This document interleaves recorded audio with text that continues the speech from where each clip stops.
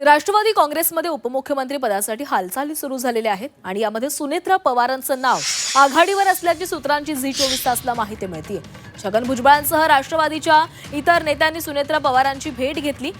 सुनेत्रा बारामती विधानसभेमधून पोटनिवडणूक लढवतील अशी शक्यता वर्तवली जाते।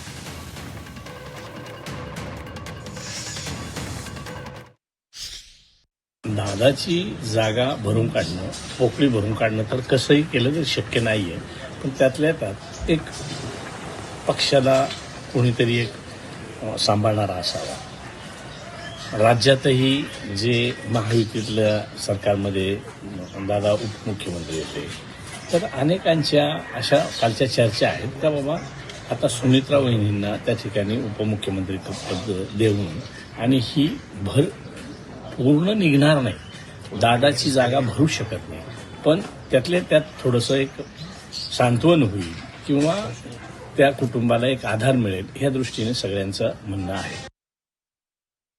सुनेत्राताईंना जर ते उपमुख्यमंत्री होत असेल तर पहिली उपमुख्यमंत्री महिला होती आहे, त्याचा निश्चितच आम्हालाही आनंद आहे।